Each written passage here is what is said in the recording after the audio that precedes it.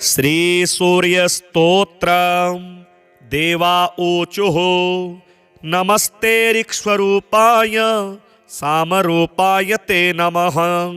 यजुः स्वरूपरूपाय साम्नान्धामवते नमः। ज्ञानेकधामभूताय निरधूततमसे नमः। शुद्धज्योतिः स्वरूपाय विशुद्धायामलात्मने वरिष्ठाय वरेण्याय परस्मै परमात्मने नमोऽखिलजगद्व्यापी स्वरूपायात्ममूर्तये। इदं स्तोत्रवरं रम्यं स्तोत्रव्यं श्रद्धया नरैः शिष्यो भूत्वा समाधिस्थो दत्त्वा देयं गुरोरपि न शून्यभूतेः श्रोतव्यम् एतत्तु सफलं भवेत्। सर्वकारणभूताय निष्ठायै ज्ञानचेतसां नमः। सूर्यस्वरूपाय प्रकाशात्मस्वरूपिणे भास्कराय नमस्तुभ्यं तथा दिनकृते नमः। शर्वरी हेतवे चैव सन्ध्याज्योत्स्नाकृते नमः। त्वं सर्वमेतद्भगवन् जगदुद्भमता त्वया भ्रमत्याविद्भमखिलं ब्रह्माण्डं सचराचरं त्वदंशोभिरिदं स्पृष्टं सर्वं सञ्जायते शुचि। क्रियते त्वत्करेः स्पर्शात् जलादीनां पवित्रतां होमदानादिको धर्मो नोपकाराय जायते। तावद्यावन्न संयोगी जगदेतत्त्वदंशुभिः ऋचस्ते सकला येतां यजुंश्येतानि चान्यतः। सकलानि च सामानि निपतन्ति त्वदङ्गतः। ऋङ्मयस्त्वं जगन्नाथ त्वमेव च यजुर्मयः। यतः साममयश्चैव ततो नाथ त्रयीमयः।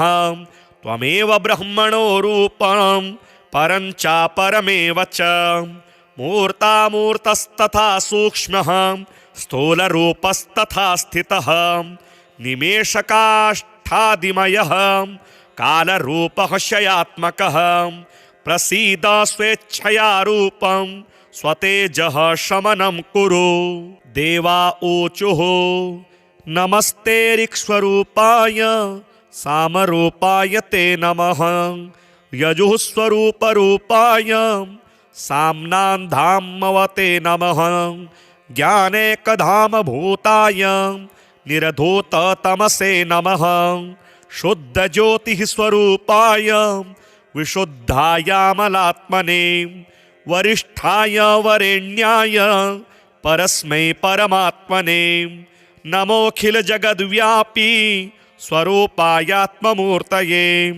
इदं स्तोत्रवरं रम्यं स्तोत्रव्यं श्रद्धया नरैः शिष्यो भूत्वा समाधिस्थो दत्त्वा देयं गुरोरपि न शून्यभूतेः श्रोतव्यम् एतत्तु सफलं भवेत्। सर्वकारणभूताय निष्ठायै ज्ञानचेतसां नमः। सूर्यस्वरूपाय प्रकाशात्मस्वरूपिणे भास्कराय नमस्तुभ्यं तथा दिनकृते नमः। शर्वरी हेतवे चैव सन्ध्याज्योत्स्नाकृते नमः।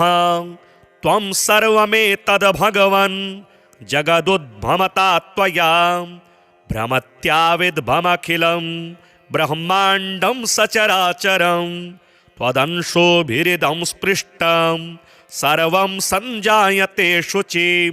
क्रियते त्वत्करेः स्पर्शात् जलादीनां पवित्रतां होमदानादिको धर्मो नोपकाराय जायते। तावद्यावन्न संयोगी जगदेतत्त्वदंशुभिः ऋचस्ते सकला येतां यजुंश्येतानि चान्यतः। सकलानि च सामानि निपतन्ति त्वदङ्गतः। ऋङ्मयस्त्वं जगन्नाथ त्वमेव च यजुर्मयः। यतः साममयश्चैव ततो नाथोऽत्रयीमयः त्वमेव ब्रह्मणो रूपं परञ्चापरमेव च मूर्तामूर्तस्तथा सूक्ष्मः स्थूलरूपस्तथा स्थितः निमेषकाष्ठादिमयः कालरूपः क्षयात्मकः प्रसीद स्वेच्छया रूपं स्वतेजः शमनं कुरु। देवा ऊचुः नमस्ते ऋक्स्वरूपाय सामरूपाय ते नमः यजुः स्वरूपरूपाय साम्नान्धामवते नमः ज्ञानेकधामभूताय निरधूततमसे नमः शुद्धज्योतिः स्वरूपाय विशुद्धायामलात्मने वरिष्ठाय वरेण्याय परस्मै परमात्मने नमोऽखिलजगद्व्यापी स्वरूपायात्ममूर्तये इदं स्तोत्रवरं रम्यं स्तोत्रव्यं श्रद्धया नरैः शिष्यो भूत्वा समाधिस्थो दत्त्वा देयं गुरोरपि न शून्यभूतेः श्रोतव्यम् एतत्तु सफलं भवेत् सर्वकारणभूताय निष्ठायै ज्ञानचेतसां नमः सूर्यस्वरूपाय प्रकाशात्मस्वरूपिणे भास्कराय नमस्तुभ्यं तथा दिनकृते नमः शर्वरी हेतवे चैव संध्या ज्योत्स्नाकृते नमः त्वं सर्वमेतद् भगवन् जगदुद्भमता त्वया भ्रमत्याविद्भमखिलं ब्रह्माण्डं सचराचरं त्वदंशोभिरिदं स्पृष्टं सर्वं सञ्जायते शुचि क्रियते त्वत्करेः स्पर्शात् जलादीनां पवित्रतां होमदानादिको धर्मो नोपकाराय जायते तावद्यावन्न संयोगी जगदे ततत्त्वदंशुभिः ऋचस्ते सकला येतां यजुंश्येतानि चान्यतः सकलानि च सामानि निपतन्ति त्वदङ्गतः ऋङ्मयस्त्वं जगन्नाथ त्वमेव च यजुर्मयः यतः साममयश्चैव ततो नाथोऽत्रयीमयः त्वमेव ब्रह्मणो रूपं परञ्चापरमेव च मूर्तामूर्तस्तथा सूक्ष्मः स्थूलरूपस्तथा स्थितः निमेषकाष्ठादिमयः कालरूपः क्षयात्मकः प्रसीद स्वेच्छया रूपं स्वतेजः शमनं कुरु। देवा ऊचुः नमस्ते ऋक्स्वरूपाय सामरूपाय ते नमः यजुः स्वरूपरूपाय साम्नान्धामवते नमः ज्ञानेकधामभूताय निरधूततमसे नमः शुद्धज्योतिः स्वरूपाय विशुद्धायामलात्मने वरिष्ठाय वरेण्याय परस्मै परमात्मने नमोऽखिलजगद्व्यापी स्वरूपायात्ममूर्तये इदं स्तोत्रवरं रम्यं स्तोत्रव्यं श्रद्धया नरैः शिष्यो भूत्वा समाधिस्थो दत्त्वा देयं गुरोरपि न शून्यभूतेः श्रोतव्यम् एतत्तु सफलं भवेत् सर्वकारणभूताय निष्ठायै ज्ञानचेतसां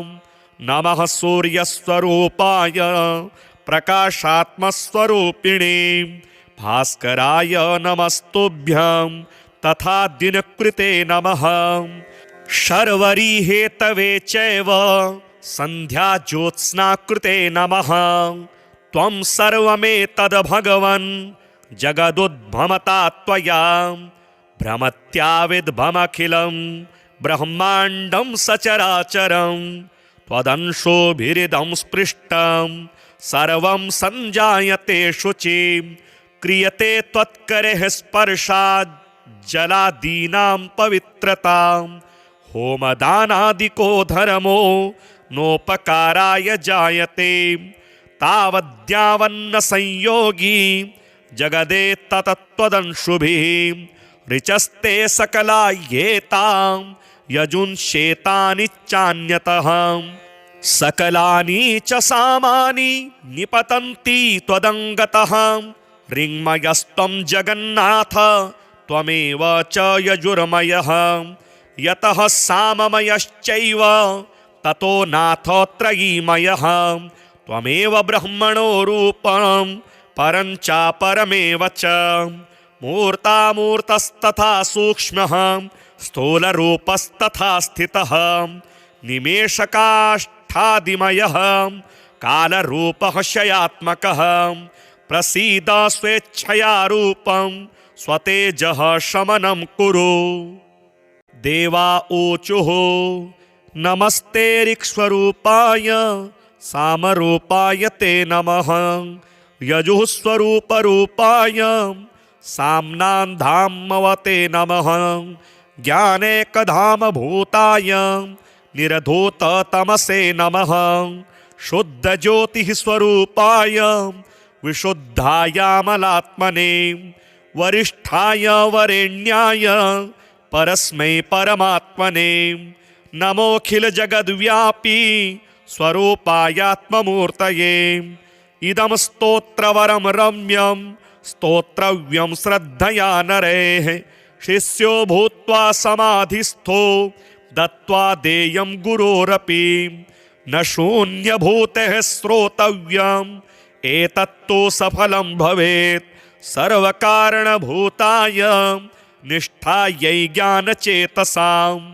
नमः सूर्यस्वरूपाय प्रकाशात्मस्वरूपिणे भास्कराय नमस्तुभ्यं तथा दिनकृते नमः शर्वरी हेतवे चैव सन्ध्याज्योत्स्नाकृते नमः त्वं सर्वमेतद् भगवन् जगदुद्भमता त्वया भ्रमत्याविद्भमखिलं ब्रह्माण्डं सचराचरं त्वदंशोभिरिदं स्पृष्टं सर्वं सञ्जायते शुचि क्रियते त्वत्करेः स्पर्शात् जलादीनां पवित्रतां होमदानादिको धर्मो नोपकाराय जायते तावद्यावन्न संयोगी जगदेतत्त्वदंशुभिः ऋचस्ते सकला येतां यजुंश्येतानि चान्यतः सकलानि च सामानि निपतन्ति त्वदङ्गतः ऋङ्मयस्त्वं जगन्नाथ त्वमेव च यजुर्मयः यतः साममयश्चैव ततो नाथ त्रयीमयः त्वमेव ब्रह्मणो रूपं परं चापरमेव च मूर्तामूर्तस्तथा सूक्ष्मः स्थूलरूपस्तथा स्थितः निमेषकाष्ठादिमयः कालरूपः शयात्मकः प्रसीद स्वेच्छया रूपं स्वतेजः शमनं कुरु। देवा ऊचुः नमस्ते ऋक्स्वरूपाय सामरूपाय ते नमः यजुः स्वरूपरूपाय साम्नान्धामवते नमः ज्ञानेकधामभूताय निरधूततमसे नमः शुद्धज्योतिः स्वरूपाय विशुद्धायामलात्मने वरिष्ठाय वरेण्याय परस्मै परमात्मने नमोऽखिलजगद्व्यापी स्वरूपायात्ममूर्तये इदं स्तोत्रवरं रम्यं स्तोत्रव्यं श्रद्धया नरैः शिष्यो भूत्वा समाधिस्थो दत्त्वा देयं गुरोरपि न शून्यभूतेः श्रोतव्यम् एतत्तु सफलं भवेत् सर्वकारणभूताय निष्ठायै ज्ञानचेतसां नमः सूर्यस्वरूपाय प्रकाशात्मस्वरूपिणे भास्कराय नमस्तुभ्यं तथा दिनकृते नमः शर्वरी हेतवे चैव सन्ध्याज्योत्स्नाकृते नमः त्वं सर्वमेतद् भगवन् जगदुद्भमता त्वया भ्रमत्याविद्भमखिलं ब्रह्माण्डं सचराचरं त्वदंशोभिरिदं स्पृष्टं सर्वं सञ्जायते शुचि क्रियते त्वत्करेः स्पर्शात् जलादीनां पवित्रतां होमदानादिको धर्मो नोपकाराय जायते तावद्यावन्न संयोगी जगदे ततत्त्वदंशुभिः ऋचस्ते सकला येतां यजुंशेतानि चान्यतः सकलानि च सामानि निपतन्ति त्वदङ्गतः ऋङ्मयस्त्वं जगन्नाथ त्वमेव च यजुर्मयः यतः साममयश्चैव ततो नाथ त्रयीमयः त्वमेव ब्रह्मणो रूपं परं चापरमेव च मूर्तामूर्तस्तथा सूक्ष्मः स्थूलरूपस्तथा स्थितः निमेषकाष्ठादिमयः कालरूपः शयात्मकः प्रसीद स्वेच्छया रूपं स्वतेजः शमनं कुरु। देवा ऊचुः नमस्ते ऋक्स्वरूपाय सामरूपाय ते नमः यजुः स्वरूपरूपाय साम्नान्धामवते नमः ज्ञानेकधामभूताय निरधूततमसे नमः शुद्धज्योतिः स्वरूपाय विशुद्धायामलात्मने वरिष्ठाय वरेण्याय परस्मै परमात्मने नमोऽखिलजगद्व्यापी स्वरूपायात्ममूर्तये इदं स्तोत्रवरं रम्यं स्तोत्रव्यं श्रद्धया नरैः शिष्यो भूत्वा समाधिस्थो दत्त्वा देयं गुरोरपि न शून्यभूतेः श्रोतव्यम् एतत्तु सफलं भवेत् सर्वकारणभूताय निष्ठायै ज्ञानचेतसां नमः सूर्यस्वरूपाय प्रकाशात्मस्वरूपिणे भास्कराय नमस्तुभ्यं तथा दिनकृते नमः शर्वरी हेतवे चैव सन्ध्याज्योत्स्नाकृते नमः त्वं सर्वमेतद्भगवन् जगदुद्भमता त्वया भ्रमत्याविद्भमखिलं ब्रह्माण्डं सचराचरं त्वदंशोभिरिदं स्पृष्टं सर्वं सञ्जायते शुचि क्रियते त्वत्करेः स्पर्शात् जलादीनां पवित्रतां होमदानादिको धर्मो नोपकाराय जायते तावद्यावन्न संयोगी जगदे ततत्त्वदंशुभिः ऋचस्ते सकला येतां यजुंशेतानि चान्यतः सकलानि च सामानि निपतन्ति त्वदङ्गतः ऋङ्मयस्त्वं जगन्नाथ त्वमेव च यजुर्मयः यतः साममयश्चैव ततो नाथ त्रयीमयः त्वमेव ब्रह्मणो रूपं परं चापरमेव च मूर्तामूर्तस्तथा सूक्ष्मः स्थूलरूपस्तथा स्थितः निमेषकाष्ठादिमयः कालरूपः शयात्मकः प्रसीद स्वेच्छया रूपं स्वतेजः शमनं कुरु। देवा ऊचुः नमस्ते ऋक्स्वरूपाय सामरूपाय ते नमः यजुः स्वरूपरूपाय साम्नान्धामवते नमः ज्ञानेकधामभूताय निरधूततमसे नमः शुद्धज्योतिः स्वरूपाय विशुद्धायामलात्मने वरिष्ठाय वरेण्याय परस्मै परमात्मने नमोऽखिलजगद्व्यापी स्वरूपायात्ममूर्तये इदं स्तोत्रवरं रम्यं स्तोत्रव्यं श्रद्धया नरैः शिष्यो भूत्वा समाधिस्थो दत्त्वा देयं गुरोरपि न शून्यभूतेः श्रोतव्यम् एतत्तु सफलं भवेत् सर्वकारणभूताय निष्ठायै ज्ञानचेतसां नमः सूर्यस्वरूपाय प्रकाशात्मस्वरूपिणे भास्कराय नमस्तुभ्यं तथा दिनकृते नमः। शर्वरी हेतवे चैव संध्या ज्योत्स्नाकृते नमः। त्वं सर्वमेतद् भगवन् जगदुद्भमता त्वया भ्रमत्याविद्भमखिलं ब्रह्माण्डं सचराचरं त्वदंशोभिरिदं स्पृष्टं सर्वं सञ्जायते शुचि क्रियते त्वत्करेः स्पर्शात् जलादीनां पवित्रतां होमदानादिको धर्मो नोपकाराय जायते तावद्यावन्न संयोगी जगदे ततत्त्वदंशुभिः ऋचस्ते सकला येतां यजुंशेतानि चान्यतः सकलानि च सामानि निपतन्ति त्वदङ्गतः ऋङ्मयस्त्वं जगन्नाथ त्वमेव च यजुर्मयः यतः साममयश्चैव ततो नाथ त्रयीमयः त्वमेव ब्रह्मणो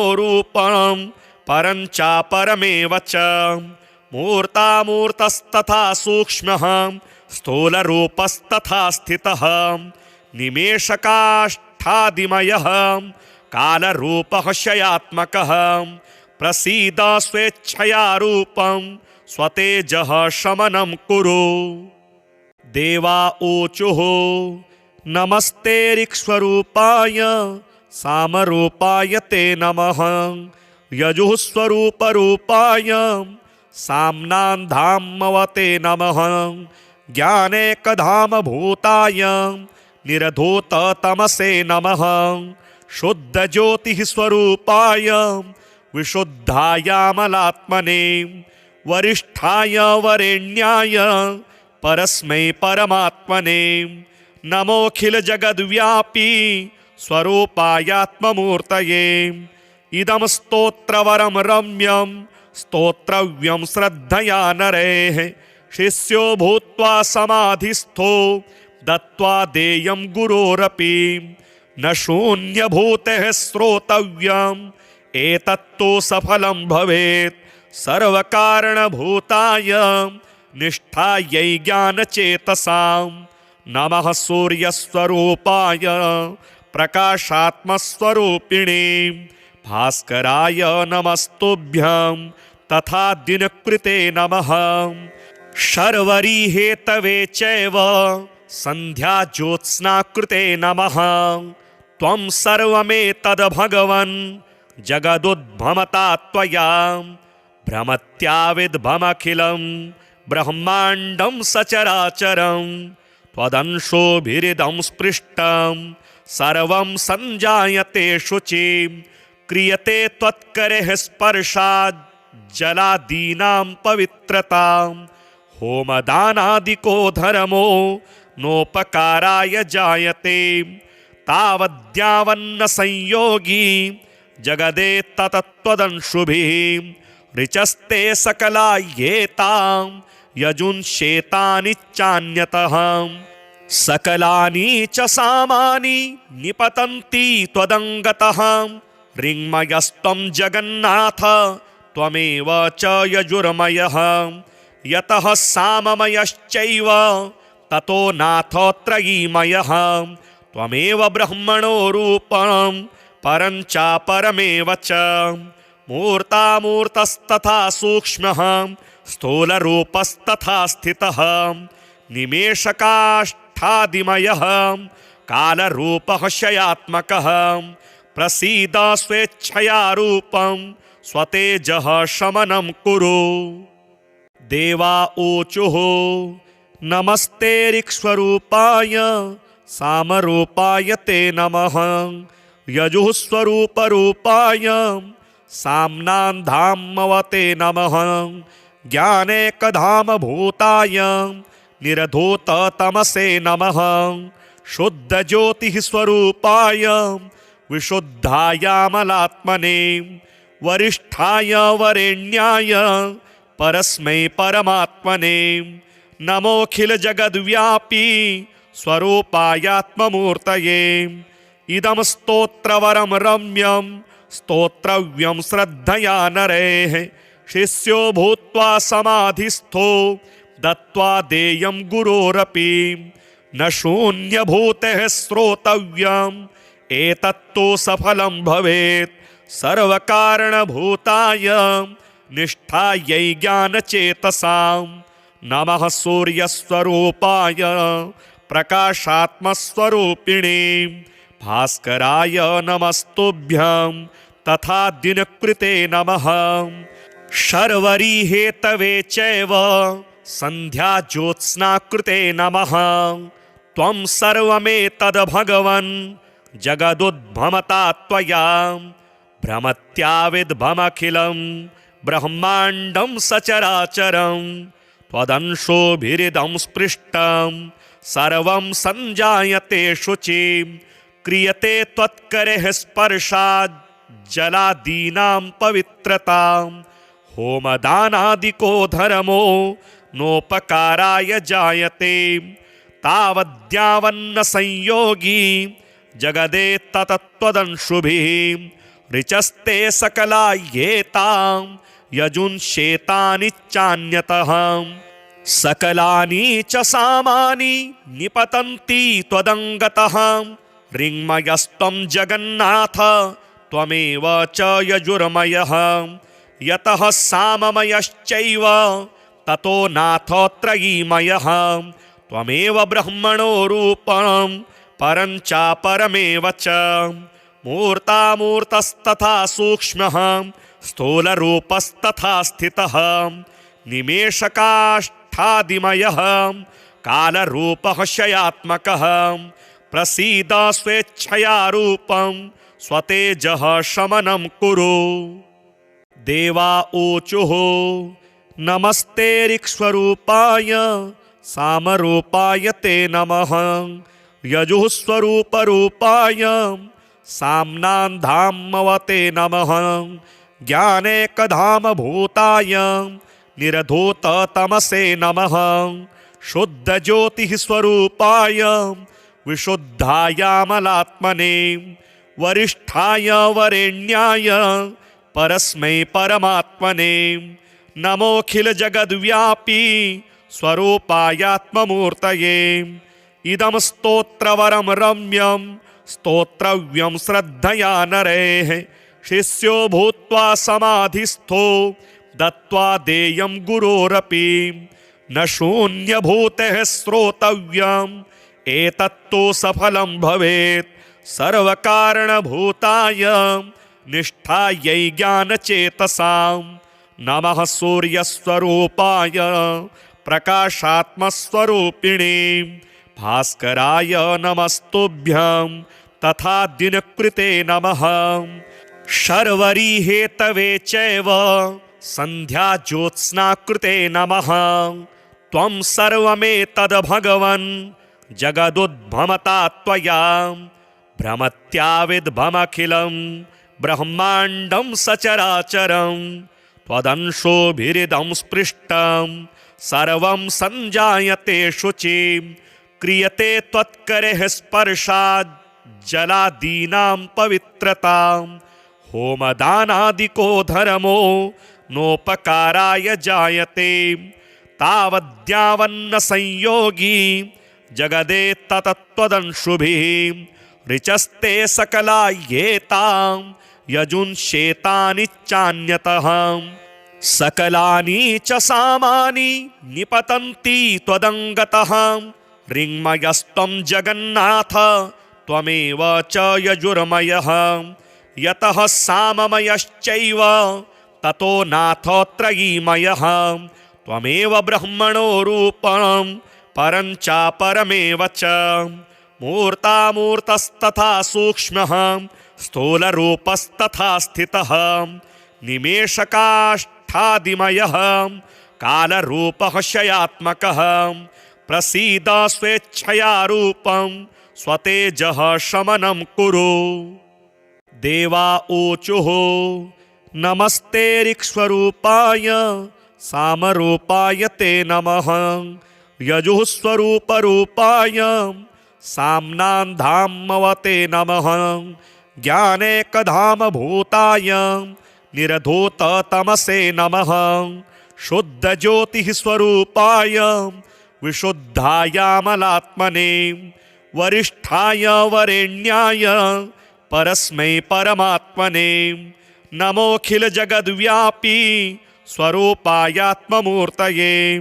इदं स्तोत्रवरं रम्यं स्तोत्रव्यं श्रद्धया नरैः शिष्यो भूत्वा समाधिस्थो दत्त्वा देयं गुरोरपि न शून्यभूतेः श्रोतव्यम् एतत्तु सफलं भवेत् सर्वकारणभूताय निष्ठायै ज्ञानचेतसां नमः। सूर्यस्वरूपाय प्रकाशात्मस्वरूपिणे भास्कराय नमस्तुभ्यं तथा दिनकृते नमः।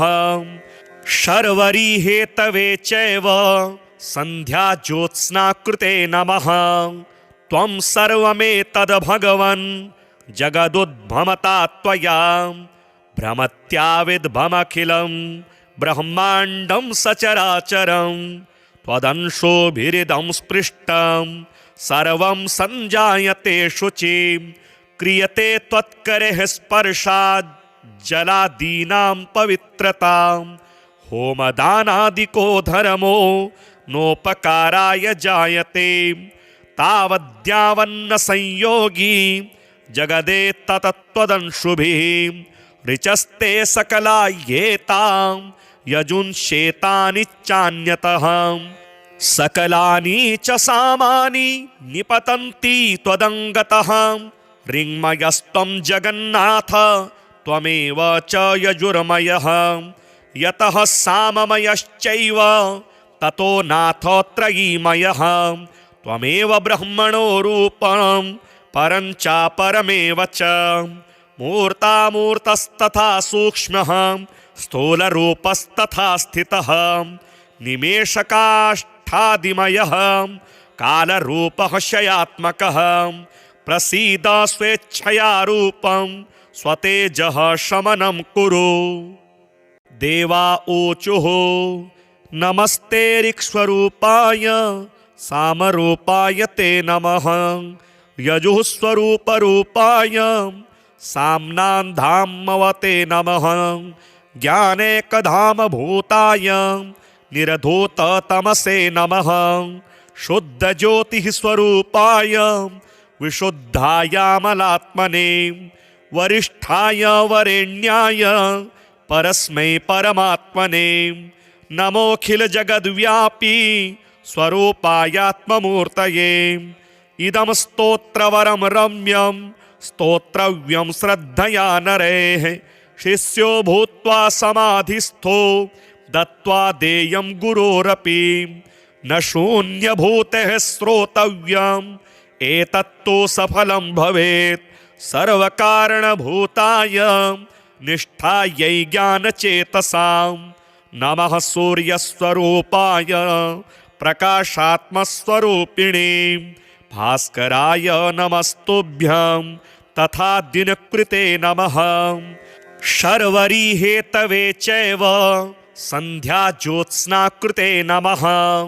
त्वं सर्वमेतद् भगवन् जगदुद्भमता त्वया भ्रमत्याविद्भमखिलं ब्रह्माण्डं सचराचरं त्वदंशोभिरिदं स्पृष्टं सर्वं सञ्जायते शुचि क्रियते त्वत्करेः स्पर्शात् जलादीनां पवित्रतां होमदानादिको धर्मो नोपकाराय जायते तावद्यावन्न संयोगी जगदे ततत्त्वदंशुभिः ऋचस्ते सकला येतां यजुंशेतानि चान्यतः सकलानि च सामानि निपतन्ति त्वदङ्गतः ऋङ्मयस्त्वं जगन्नाथ त्वमेव च यजुर्मयः यतः साममयश्चैव ततो नाथ त्रयीमयः त्वमेव ब्रह्मणो रूपं परं चापरमेव च मूर्तामूर्तस्तथा सूक्ष्मः स्थूलरूपस्तथा स्थितः निमेषकाष्ठादिमयः कालरूपः क्षयात्मकः प्रसीद स्वेच्छया रूपं स्वतेजः शमनं कुरु। देवा ऊचुः नमस्ते ऋक्स्वरूपाय सामरूपाय ते नमः। यजुः स्वरूपरूपाय साम्नान्धामवते नमः। ज्ञानेकधामभूताय निरधूततमसे नमः। शुद्धज्योतिः स्वरूपाय विशुद्धायामलात्मने वरिष्ठाय वरेण्याय परस्मै परमात्मने नमोऽखिलजगद्व्यापी स्वरूपायात्ममूर्तये। इदं स्तोत्रवरं रम्यं स्तोत्रव्यं श्रद्धया नरैः शिष्यो भूत्वा समाधिस्थो दत्त्वा देयं गुरोरपि न शून्यभूतेः श्रोतव्यम् एतत्तु सफलं भवेत्। सर्वकारणभूताय निष्ठायै ज्ञानचेतसां नमः। सूर्यस्वरूपाय प्रकाशात्मस्वरूपिणे भास्कराय नमस्तुभ्यं तथा दिनकृते नमः। शर्वरी हेतवे चैव संध्या ज्योत्स्नाकृते नमः। त्वं सर्वमेतद् भगवन् जगदुद्भमता त्वया भ्रमत्याविद्भमखिलं ब्रह्माण्डं सचराचरं त्वदंशोभिरिदं स्पृष्टं सर्वं सञ्जायते शुचि। क्रियते त्वत्करेः स्पर्शात् जलादीनां पवित्रतां होमदानादिको धर्मो नोपकाराय जायते। तावद्यावन्न संयोगी जगदेतत्त्वदंशुभिः ऋचस्ते सकला येतां यजुंश्येतानि चान्यतः। सकलानि च सामानि निपतन्ति त्वदङ्गतः। ऋङ्मयस्त्वं जगन्नाथ त्वमेव च यजुर्मयः। यतः साममयश्चैव ततो नाथ त्रयीमयः। त्वमेव ब्रह्मणो रूपं परं चापरमेव च। मूर्तामूर्तस्तथा सूक्ष्मः स्थूलरूपस्तथा स्थितः। निमेषकाष्ठादिमयः कालरूपः क्षयात्मकः प्रसीद स्वेच्छया रूपं स्वतेजः शमनं कुरु। देवा ऊचुः नमस्ते ऋक्स्वरूपाय सामरूपाय ते नमः। यजुः स्वरूपरूपाय साम्नान्धामवते नमः। ज्ञानेकधामभूताय निरधूततमसे नमः। शुद्धज्योतिः स्वरूपाय विशुद्धायामलात्मने वरिष्ठाय वरेण्याय परस्मै परमात्मने नमोऽखिलजगद्व्यापी स्वरूपायात्ममूर्तये। इदं स्तोत्रवरं रम्यं स्तोत्रव्यं श्रद्धया नरैः शिष्यो भूत्वा समाधिस्थो दत्त्वा देयं गुरोरपि न शून्यभूतेः श्रोतव्यम् एतत्तु सफलं भवेत्। सर्वकारणभूताय निष्ठायै ज्ञानचेतसां नमः। सूर्यस्वरूपाय प्रकाशात्मस्वरूपिणे भास्कराय नमस्तुभ्यं तथा दिनकृते नमः। शर्वरी हेतवे चैव संध्या ज्योत्स्नाकृते नमः।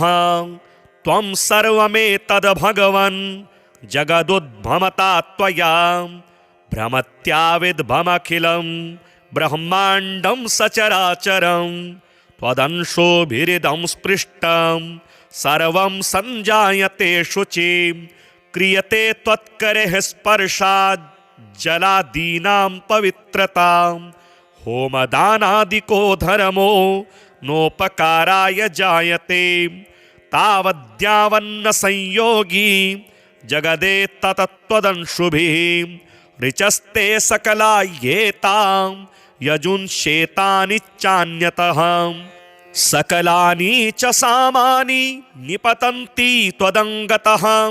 ऋङ्मयस्त्वं जगन्नाथ त्वमेव च यजुर्मयः यतः साममयश्चैव ततो नाथोऽत्रयीमयः त्वमेव ब्रह्मणो रूपं परं चापरमेव च मूर्तामूर्तस्तथा सूक्ष्मः स्थूलरूपस्तथा स्थितः निमेषकाष्ठादिमयः कालरूपः क्षयात्मकः प्रसीद स्वेच्छया रूपं स्वतेजः शमनं कुरु।